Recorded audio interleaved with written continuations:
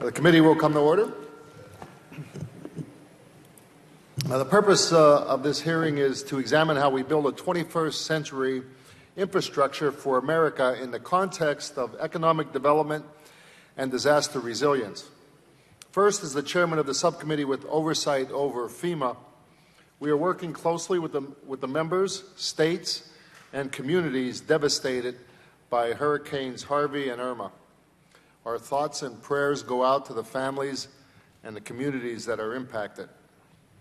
I also want to acknowledge the brave and tireless work of the thousands of first responders, volunteers, and members of the federal family that are helping respond to these catastrophic storms and pave the way for recovery.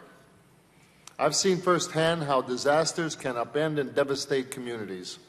The loss of homes, jobs, cherished belongings, and most tragically, lives. We must work to ensure the states and communities impacted by these hurricanes recover and recover quickly. And in recovering, it becomes even more critical to ensure that we rebuild smarter and better. It will not serve anyone well if we simply rebuild without incorporating mitigation measures that will minimize the impact of future disasters.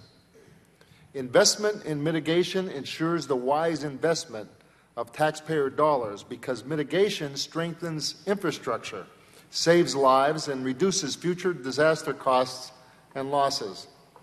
Today, I hope we can find ways to ensure mitigation is built into our building and rebuilding process so that we can save lives and property. Critical in the recovery following a disaster is ensuring businesses and jobs return. Agencies like the Economic Development Administration, or EDA, provide critical assistance to help with economic recovery following a disaster. For example, in the district I represent, many businesses were impacted by floodwaters during Tropical Storm Lee, threatening businesses and hundreds of jobs. EDA's investment of $15 million for flood control systems in Bloomsburg, Pennsylvania, leveraged an additional $15 million in private and local investment and saved nearly 900 jobs. Today, we also want to explore how we can strengthen economic development programs to more effectively leverage private investment in infrastructure and create jobs. And we want to examine how we can build and rebuild better to save lives, strengthen our communities, and reduce disaster costs and losses. But the mission of agencies like EDA and the Appalachian Regional Commission, or ARC, extend well beyond natural disasters. Federal economic development programs often provide the last piece of the puzzle distressed communities need to attract private investment, businesses, and jobs.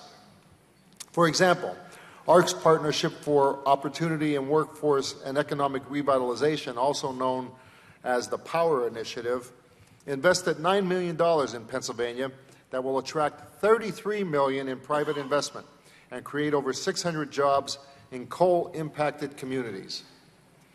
The grants from these agencies are usually tied to specific outcomes that increase their impact in distressed communities and ensure jobs are actually created and other goals achieved.